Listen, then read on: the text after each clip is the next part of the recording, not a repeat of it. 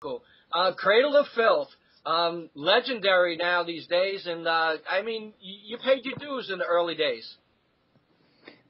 Yeah, I think so. Yeah, definitely. Is it nice, being catered to now, when you do, festivals and other things you do? In which respect? What? Like, I guess now you could basically ask what you want, right? Well, within reason.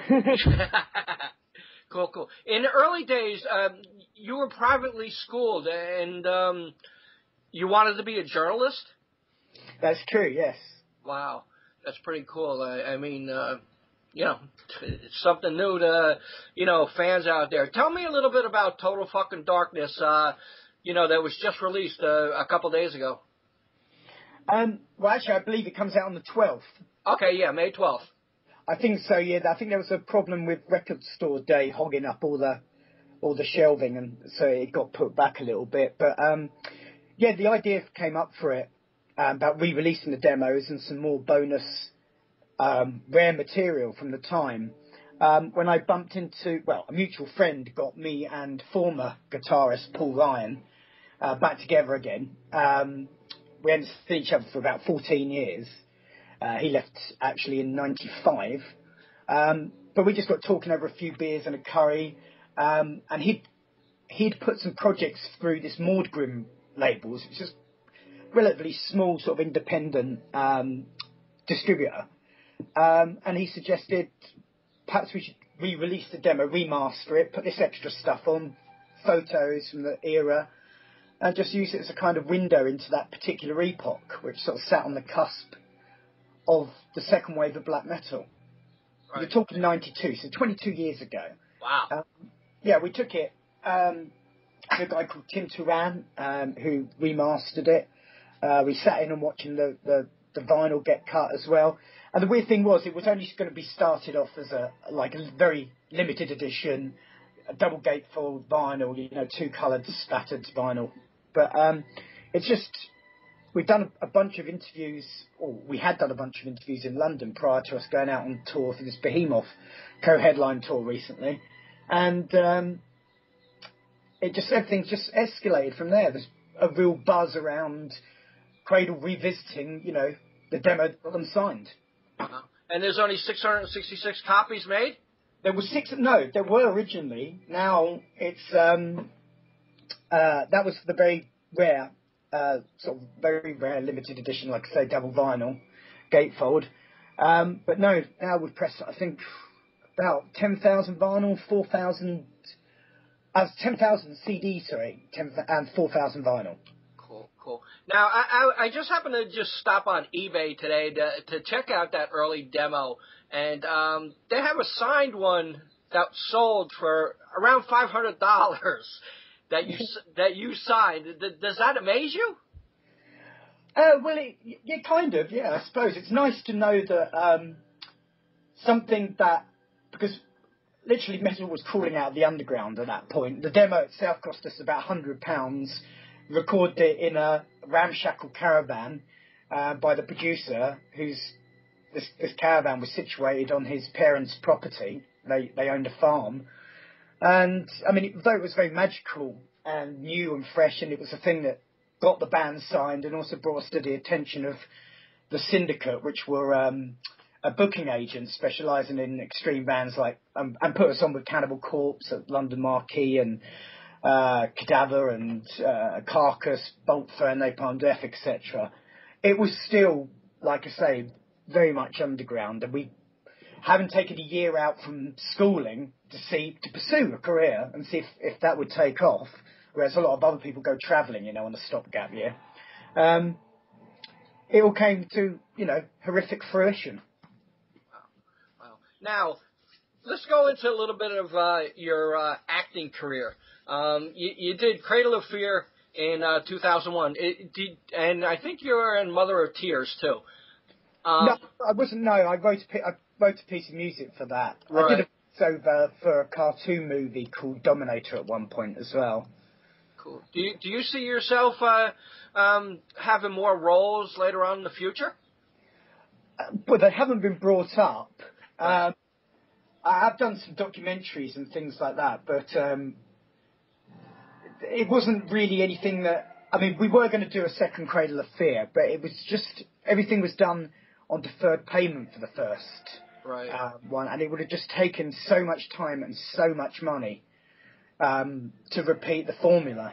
And by then, our career was sort of roller coasting. So again, we were out on tour too much of the time. Right. I mean, I saw you a couple of years ago at Starland Ballroom in New Jersey, and I mean, your vocals are excellent. But how do you keep, your voice trained for that? Well, practice and preservation. Right. Is there anything you drink or any warm up or anything you do? Well, I don't do, well, obviously warm up, but I don't do too much. There's no point, as this vocal coach / doctor who does like throat massage and stop your throat seizing up. He just recommended to me that all these people that warm up for like half an hour are just idiots because, by the time they get started, their voice is tired already. Right. I have a special drink that I drink. I try and keep away from, well, on stage I try and keep away from alcohol, but there's a few policies. Water's not a brilliant one either. Right. And when you go out on tour, is there any special, things you ask for on your tour rider? Well, we've been relatively good of late, so we've been asking for a lot of quite healthy stuff like soya milks and our keyboardist, she's obviously, not obviously, but she's vegan, so there's a lot of that kind of food as well, and just stuff to keep healthy. Right. You have to kind of maintain, if you're maintaining a lengthy tour, then you don't want to be eating pizza all the time, put it that way. Right. Do you feel you'll be back in the United States for some touring dates? Well, hopefully so. We're doing a limited amount of touring this year because we're writing a new record. We were due to take the year off, but having co-headlined that tour in Europe, Behemoth, we came back from that really fired up and like, wow.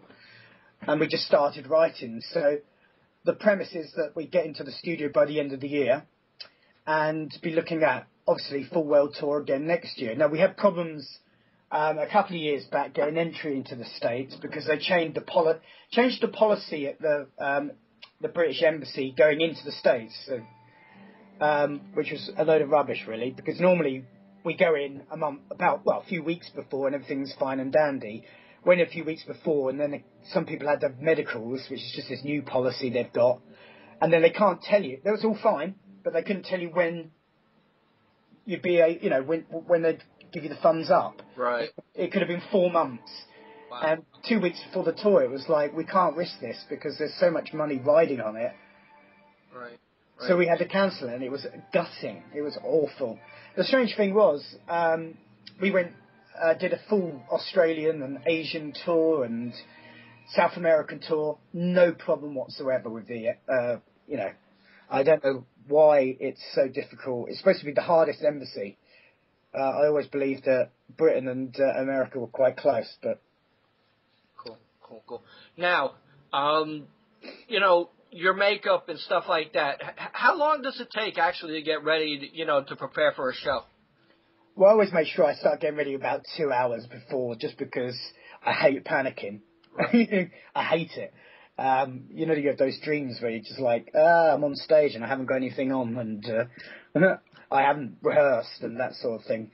To avoid that, no, I get ready about 2 hours before just to get mentally prepared, get ready, costumized, right. Warm up, etc., etc. Cool. Have you seen any good horror shows of lately? Yeah, I've seen. Yeah, I saw. What did I see the other day that I really, really liked? VHS 2 was quite good. I'm really into a lot of gothic horror as well. So I rewatched Mark of the Devil, which was, I think, the first film that got an X rating back in the day. Right. Yeah, I watch all kinds of things, to be fair, all kinds of horror. of late, I haven't seen a really brilliant horror at the cinema. I think the last one I saw at the cinema that I went, wow, that is actually really good, was the Evil Dead remake. Right. Now, the future of the band is really bright, and I mean, you've been going over 20 years now. What do you see for the future for the band? Do you just keep on making new music, and what's up? Well, yeah, like I say, we've re-released our third demo with extra material, remastered and recut that, so that sounds great for being a demo as well. It shows you the origins of the band. So obviously that's out now. A comic book, graphic novel book that I was working on with the author Kurt and Macker, should be back from the printing press. Should have been back this week, but I think it's delayed a little, so that's coming out. That'll be back next week. That's called The Curse of Venus Aversa. People can go to our Facebook page, Cradle of Filth Facebook page, or the Dani Filth Facebook page, and I keep people abreast of what's happening all the time. So there's those two things. I've got a poetry book in the pipeline. And then, actually, my other band, Devilment, are just about to sign a new deal, as are Cradle of Filth about to sign a new deal. But Devilment, we should be going out on tour by the end of the year. It's slightly different from Cradle of Filth. It's more the sort of Pantera school of thought, but dark as well, obviously. So there's that, Devilment. They've got a Facebook page as well, obviously. And I'm going to be spending most of the summer writing the material, writing the lyricism and what have you for the new Cradle album, which we've written, I think, about 9 songs so far. Cool. Now, when you think of a stage show that you guys put on and stuff like that, does it come to you in a dream, or you got people working on it for you, or how does that work? Well, you just envisage what you would like, and then they come back and tell you what you can't afford. That's nice, right? But, it was great talking to you, Dani, man. I really appreciate it. I admire your music and you as a person. And, I enjoyed our little conversation. Would you like to say anything to the fans out there? Yeah, just thank you very much for supporting the band. Always very appreciative of long-standing fans. Like I mentioned, check out the TFD release, Total Fucking Darkness. The Devilment album, The Great and Secret Show, will be out later this year, hopefully September. But just keep checking back on Facebook, or there's the orderofthedragon.com, which is our Ning platform, just to keep, abreast of everything that's going on with the band. Cool. Thanks very much, Dani. My pleasure. Bye-bye. Bye.